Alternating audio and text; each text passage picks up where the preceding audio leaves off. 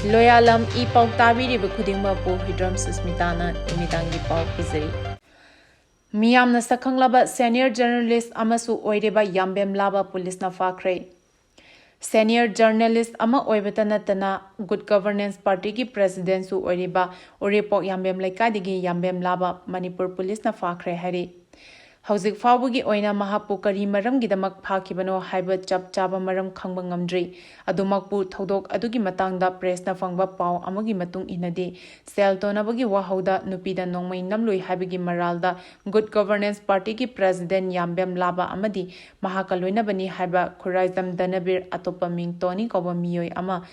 ngarang Imphal Police Station gi team amana Orepok Yambem laikai da leiba Yambem Laba gi yumdagi songat khre hari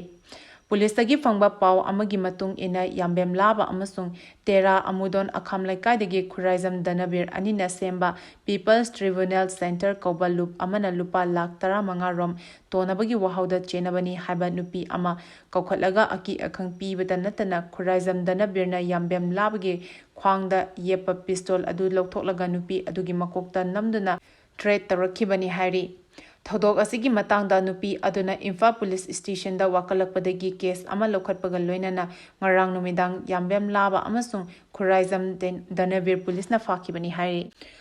Cookie Singh bomb amasung nomai sabada expert oire countrymet khakta natana automatic weapons sing seasonary haina Assam Rifles ke officer amana phongdorakle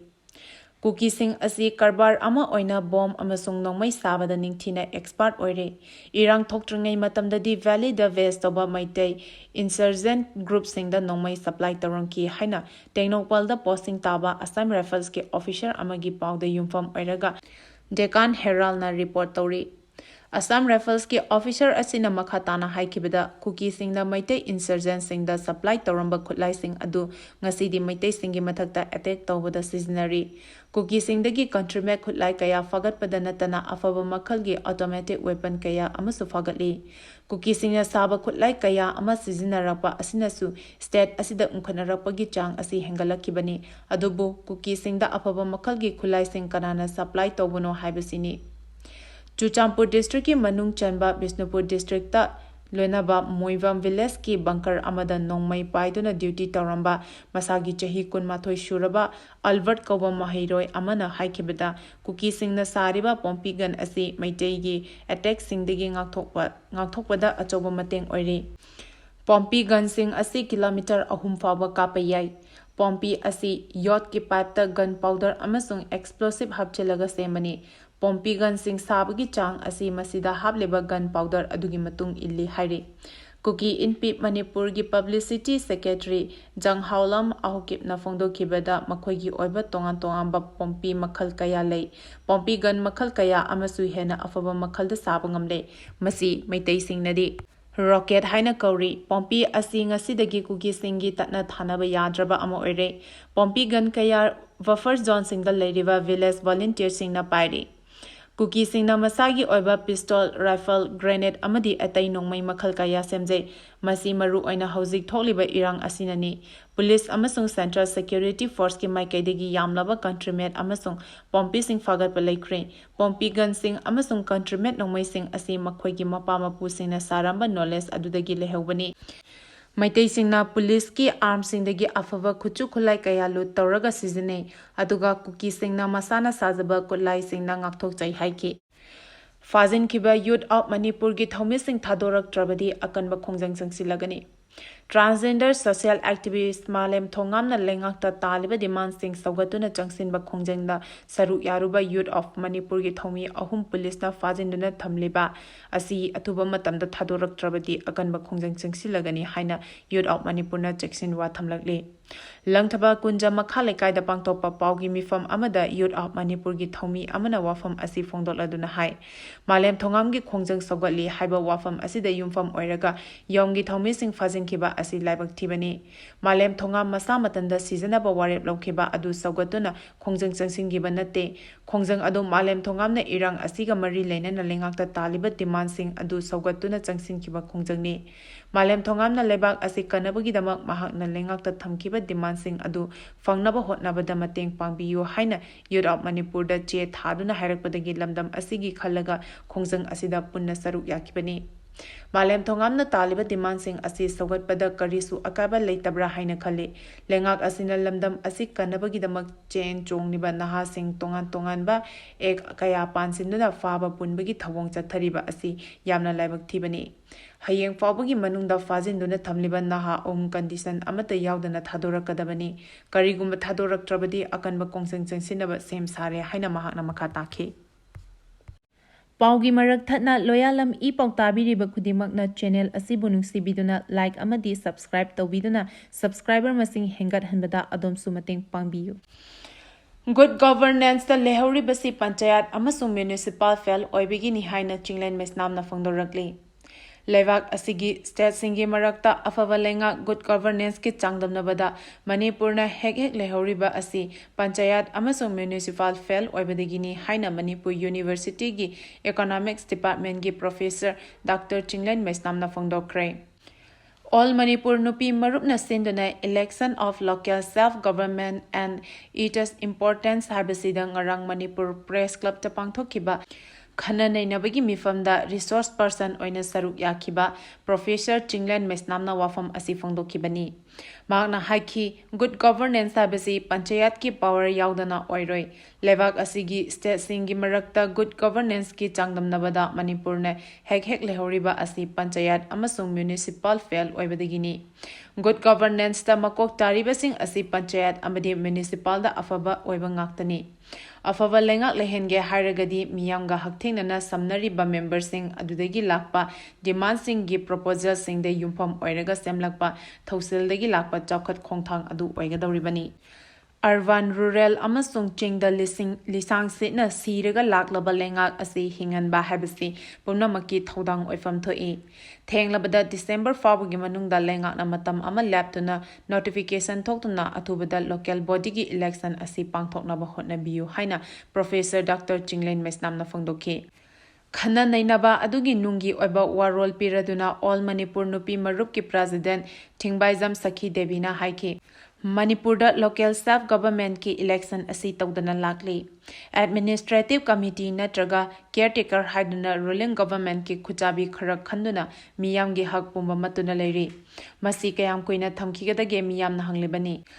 Mahakna haki Panchayati Ras Act Section 22 na mayak sengna pizaraba election sing asi pangthokpang ngamdaba thoklabadi hanagi elected body gi missing in charge pigadabani hairiba amasung administrative committee tha taruk tagi hena puholedabani haiba wafam singsu sungsoisoidana chatna hangadabani. BJP government asina power khudingma paisellaga miyam da sinadre local body singna miyam ga hakthingna samnabani na hiram khudingda awat apa loina khangbangami adubu central government na centralized tawsilakpasida miyam puna khanadaba yaraktabadagi tanja adulakle maram aduna miyam gi hakkidamak local body gi election asi pangthokpa aduki matik maru oi haiduna ngarangi khana neinabasi pangthokpani haina sumati balana fongdokhi. Churchampurdagi kuki candidate sing question chenduna SSC exam thabada awaba mayoknare. SSC exam center Churchampurda lehenaba Delhi High Court awakat kre. Churchampur district lairiba kuki zo candidate sing staff selection commission SSC na lawa exam Guwahati amasung Mizoram da question chenduna thanaba hotnabada awaba oire. Mizoram da SSC na lawa exam thanaba aizol rota chatpada pung kunmari hena changbada natana gari chape yadaba mafam kaya gari dagi kumtharaga khongna gari induna chatpada khamthengna awaba mayoknare. Masina maram oirega chatliba academic year asidagi hauna Churchampur da staff selection commission SSC exam center amuk hana lehenbinaba kuki student organization KSO gi maikedagi Delhi High Court wakat kre. KSO gi wakat asida Delhi High Court ki maikedagi staff selection commission amadi Manipur sarkar ani makta Manipur gi chingi maheroi singi damak matik chaba SSC exam gi tharang tongnaba direction pinaba haizaki. Hana Churchampur da exam center pirambadagi Mizoram gi konung aizol tana chalaga exam thanaba hotnariba asi Churchampur da adumak exam thaba yahanbiyo haizaki. Hiram asigi matang da respondent ki council na matam khara pibinaba court nizaki. Delhi High Court ki Chief Justice Manmohan amadi Justice Tusar Rao Gedela Anina case asi October 13 amuk hana khananaba matam lepkhre. KSO gi case asibu court pukhaladuna Advocate Rudrajit Goski Maikaidagi SSC na Chuchampurgi exam center kaktatkiba asi maram chaba watli. Sarkar gi mari lenaba official na piba report ka tawthorakliba thabak asiga tayonai. SSC gi khongthang asi niti niyam ama yaudaba thawong amani haina lawi. Maram asina oiraga Manipurgi Chingi district ki mahairoi sing maru oina Kuki Jo travel mahairoi singi tungi laibak lepada khudong thinagani. Maramde exam asi thana bahonariba Kuki Jo travel mahairoi Ayamba Yamna Sothaba Sel Thumgi Fivamatik Chadaba Imung Singdagi Lakpa candidate na Ayamani Maram asina candidate sing asi manak nakna exam center lehendaba amadi exam asi thana bahonabada khudong sahandaba kaya mayok na hali Handakta SSC gi Tier 1 exam gi dama Kuki community gi Chaunga hena Chuchampur exam thaba fangdabadagi Mizoram gi Aizol tana chatnaba honabada sel ka hena changba amadi khudong sadaba kaya mayoknari exam thaba chatkiba mahiroi kaya Aizol da lefam chafam gi dama khudong sadaba kaya mayoknaki fivam adu yenglaga KSO gi maikadigi candidate Chaniga Humdra Romna mateng pangduna Aizol da chatlaga exam than ke hairi Paugi marak thatna loyalam E-PAO tabiriba khudimagna channel asibu nungsibiduna like amadi subscribe tawbiduna subscriber masing hengat hanbada adom sumateng pangbiyu Manipur gi sanaroi singna all India gi oina mari suba tarakre Dehradun da October gi tang ahumdagi taruk fawa pangthokhiba Taranithoi suba AITWPF National Traditional Wrestling and Pancration Championship lisingani kunmarida All Manipur Belt Wrestling Association gi players singna Pancration Wrestling amadi Belt Wrestling masana da gold 15 silver nipan bronze taranithoi lawduna All India gi oina mari suba position tarakre State ki team aduda Khori Mayum Ningthemna State Delegate KH Sarjuna coach amadi Chingabam Sana Henbana manager oina luchingduna chatkhibani Kuki Villa Singh documentation tobat Kuki chief singna yaningde haina fongdorakli Manipur Sarkar gi Travel Affairs and Hills na thokiba order amagi matung ina Kuki Jogi Villa Singh ing lisingamaga chamapan humpumari dagi hauraga mapung faba documentation ama semlakadabani haina khanghankiba adu Kuki Singna yaningdaba fongdokre Manipur Sarkar gi order aduga mari leinana Kuki Chief Association Manipur KCAM na thokpa cherol amagi matung ina Manipur Sarkar na thokiba order adu Manipur da hauzik thokliba hingsa gi thodok asigi manungda yamna matang sadaba amani chatharakliba thawong asi Kuki Jo Singda tangkak naina namthanaba chatharakpa thawong amani Hauzik oiriba tanja asida Kuki Jo chieftaincy bu namthanaba amasung makhoi mapa mapuna piramba lambu khudum chanaba honabani maitei singna Kuki Jo singbu muthatnaba honabagi thausil amani haina su maral siki Kuki Chief Association Manipur na Sarkar gi order adugi paukhum oina Kuki Jo chief amatana documentation demand tawrakpada pibe yaroi Kuki Zone Union Territory status ka tokhaiba administration ama pami habadu chapchana khanghanli haiki Imphal East ki mafam anida su lan loidri haiba utpagi mawangda nongmai round kaya kapsilakre Haukiba numit kaya ni tuminan laisaluraba matung Kuki khutlai paiba singna ngarang numidang khangaudana Imphal East ki mafam anida nongmai kapsilaktuna makhoina sathaba lan loidri haibagi mawangda lan kai haurakre Haukiba chahi lisingani kulhumdoi gi me ahumdagi maitei gi mathakta Kuki khutlai paiba singna chatharakliba landa asi Presna fangba pauna hai Kuki khutlai paiba singi nongmai gi landa adu ngarang numidang pung 3 lom tabada Imphal East ki Yangang Popi Police Station gi manung chanba Santi Khongbal amasung thamna Popi maitei khulda chatharakpani Matamga chunaba ababa makhalgi nongmai sizinariba Kuki halawa sing aduna Imphal East ki lanfam oiraga leiriba Santi Khongbal amasung thamna Popi maitei khulda thangnana leiriba Sagarol machin amasung thamna Popi iyok chingdagi fivam semlaga kapsilakhibani hari Kuki lalawa singna nongmai kapsinduna attack tawrakpa aduda micham amasung mafam aduda deploy tawriba security force ki maikaida asok apan yawbudi leikide hari mafam aduda duty tawriba state force ki maikaida gisu handuna nongmai round kaya kapadagi attack adu lepki adu makpo Kuki khutlai paiba singna khanghaudana nongmai gi landa chatharakiba adu yenglaga mikup nahum singna ngak sel gi thabak lokhat pa hore haire recognize tawdaba khulsing lengaki khudong saba amata pidanaba thorang paikhatle haina chief minister na phongdorakli leikang asina recognize tawdaba khulsing lengaki khudong saba amata pidanaba thorang paikhatle haina chief minister nongthombam biren na phongdokre wafamasi ngasi palace compound da leba city convention center da state ki thakta pangthokiba Humdrani Thoi Suba Wildlife Celebration Lisingani Kunmari Loisinbagi Thoramda Chief Minister Nongthombam Birena Phongdokibani Manipur Lenga ki Forest Department Sindana Wildlife Conservation Through Coexistence Haiba Thimda Humdrani Thoi Suba Wildlife Week Celebration Lisingani Kunmari Loisinbagi Thoram Aduga Mari Lenana Chief Minister Nongthombam Birena Makataraduna Hai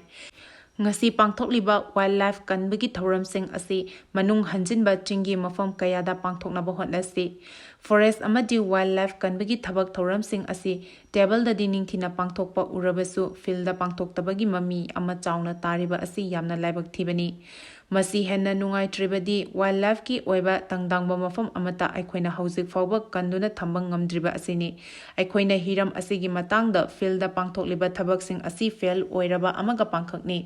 ngasi forest lam ningthina ngak senba ngamdana leiriba asi aikhoina yamna hakchina lawba mathautai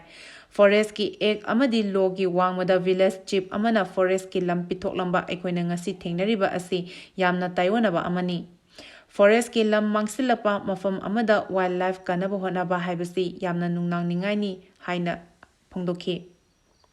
wildlife kanaba tongan ba thabak sing pakhalabasu umang wawang leitrabadi karamna wildlife kanba ngamgadawribano haibasi achoba wahang ama oiri forest kendragadi paikhaliba thabak thoram singi kanaba amata leiroi maram asina ekhoina maru oina forest amadi revenue departmental leiriba official singna thamoi singna tungi mirol gi khanduna thabak paikhatpa mathau thai haiki DIPR gi calendar mai thaduna yaningdaba phongdokre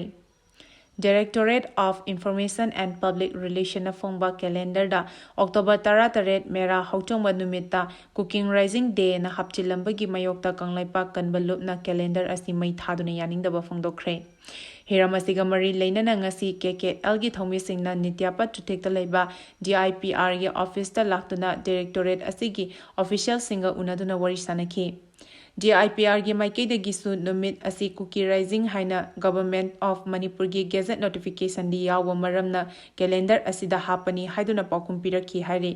tungda calendar adu KLA gi thomisingna directorate adumo ki mamangda mai thaduri yaningdaba utki Paugi marak thatna loyalam E-PAO tabiriba khudimakna channel asibu nungsibiduna like amadi subscribe tawbiduna subscriber masing hengat hanbada adomsu mateng pangbiyu Aroibada maru oiba pau amuka hana pizari. Imphal East ki mafam ani dasu lan loitri haiba utpagi mawangda nongmai round kaya kapsilakre. Cookie sing bomb amasung nongmai sabada expert oire countrymet khakta natana automatic weapon sing seasonary haina Assam Rifles ki officer amana phongdorakli. Recognize tawdaba khulsing lenga ki khudong saba amata pidanaba thorang paikhatle haina Chief Minister Nongthombam Biren na phongdorakli. Meeyamna Sakkhanglaba senior journalist amasu oiriba Yambem Laba Policena Fakhre matang asida numidangi pau piba loizare loyalam E-PAO tabiriba khudingmakpu amuka hana khuramjari